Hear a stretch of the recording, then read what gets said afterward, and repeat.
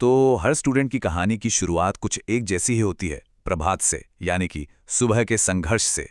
और मंजिल होती है आदित्य यानी ज्ञान और कामयाबी का सूरज बन जाना। तो चलिए आज इसी सफर को थोड़ा करीब से समझते हैं। अरे ये तस्वीर, ये तो हम सबकी जानी पहचानी है ना। किताबों का पहाड़, आंखों में नींद और पढ़ते पढ़ते टेबल पर ही सो जाना। एग्जाम की तैयारी का प्रेशर और ये लंबे लंबे घंटे, ये हर स्टूडेंट की जिंदगी की एक सच्चाई है। और फिर आती हैं ये रातें। स्क्रीन पर जरा टाइम देखिए, रात के 1:49 हो रहे हैं। जब पूरी दुनिया सो रही होती है तब कोई है जो अपने सपनों के लिए जाग रहा होता है।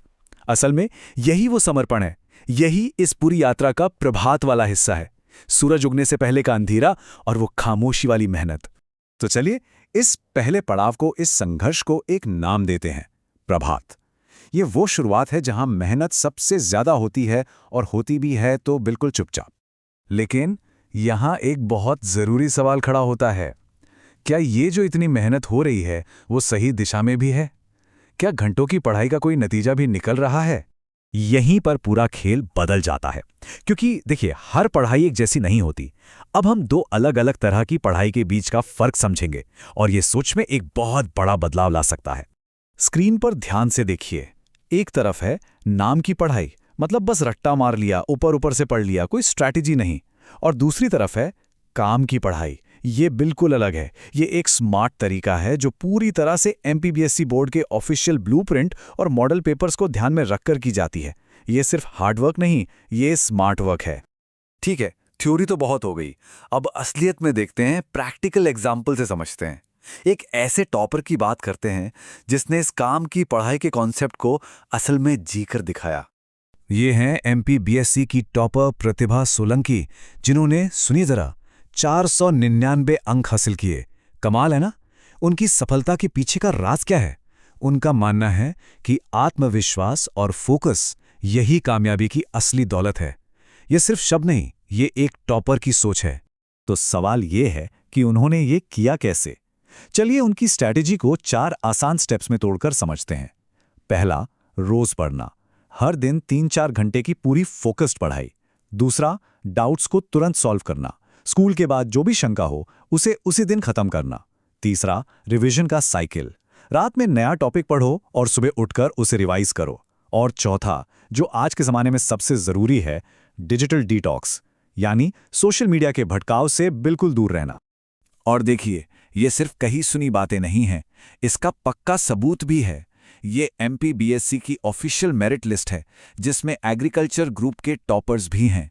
जब रोल नंबर 2576333506 जैसे टॉपर्स की आंसर शीट्स को देखा गया तो एक पैटर्न साफ नजर आया। लिखने का शानदार तरीका, तकनीकी रूप से एकदम सही जानकारी और साफ सुथरे डायग्राम्स का इस्तेमाल।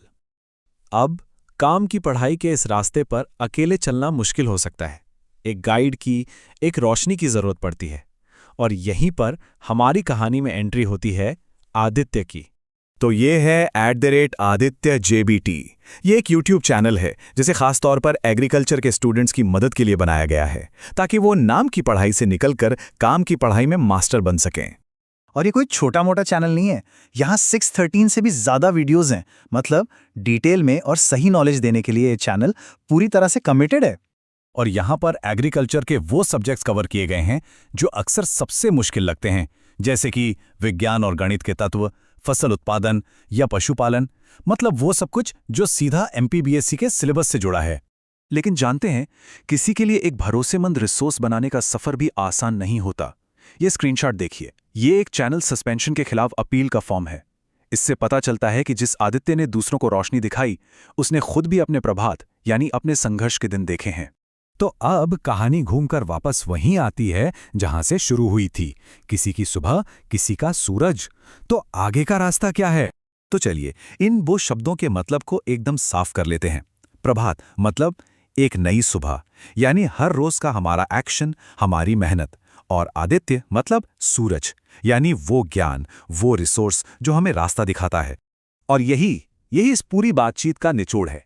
अगर आदित्य जैसा रिसोर्स, जैसे कि @आदित्य JBT हमारे पास है, तो प्रभात यानी उस पर एक्शन लेना वो हमारी जिम्मेदारी है। ज्ञान और कर्म को साथ में लाना ही पड़ेगा। तो अब आखिरी सवाल बस यही है, कल का प्रभात कैसा होगा? कल सुबह वो पहला कदम कौन सा होगा जो पढ़ाई को नाम के लिए नहीं बल्कि काम के लिए बनाएगा?